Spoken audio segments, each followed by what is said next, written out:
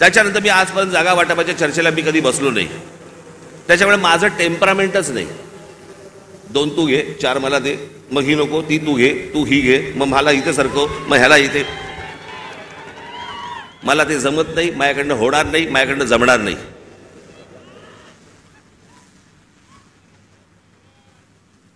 मला सांगितलं आमच्या निशाणीवरती लढा.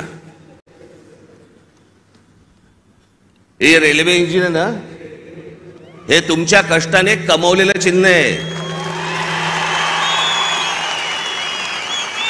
माझ्याकडे आयतं आलेलं नाही, सहज आलंय चिन्ह म्हणून आता मी त्याच्यावरती लढवायचं अजिबात नाही.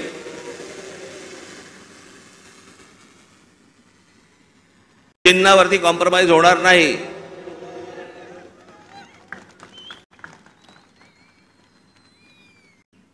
दिल्लीला गेलेले हे ठाकरे पहिलेच. पत्रकारांना माहीत नसतं, काही माहिती नसतात, जुन्या गोष्टी काही कल्पना नसते.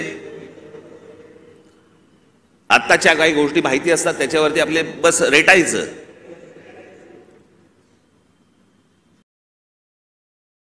एकोणीसशे साली मी तुम्हाला मुद्दामून सांगतो, 1980 साली माननीय बाळासाहेब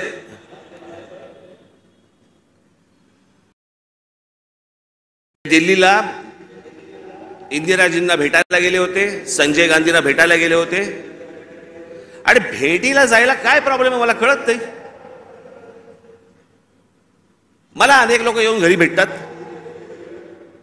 म्हणून मी काय समजायचं, वार हे आता माझ्या घरी भेटायला आलेत मला, आता असं नाही समजत.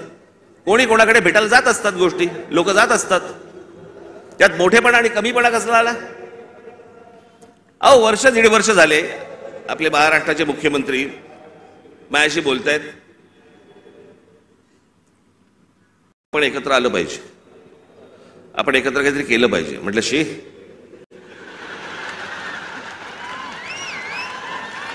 म्हटलं काय केलं पाहिजे.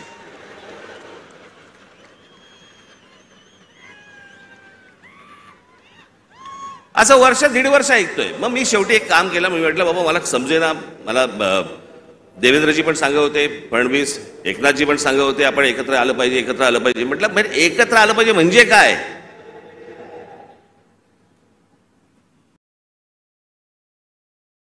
मग त्याच्यात हे सगळे विषय निघाले. मग मी अमित शहांना फोन केला, म्हटलं मला जरा भेटायचं तुम्हाला, हे काय मला चाललंय मला समजत नाहीये, एकदा आपल्याशी बोलून मला काय नक्की ह्यांचं म्हणणं आहे ते मला एकदा कळलं पाहिजे. मग आमचं बोलणं झालं तिकडे. मग इथे आल्यावरती आमच्या तिघांचं बोलणं झालं. मग ते सगळं निशाणीवरती प्रकरण आलं.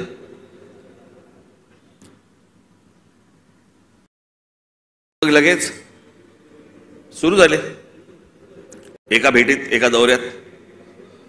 मग आता त्या लाव रे तो व्हिडिओचं काय होणार.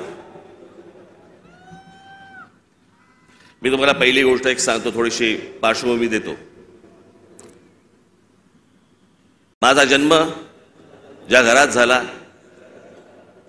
त्या घरामध्ये शिवसेनेचा जन्म झाला.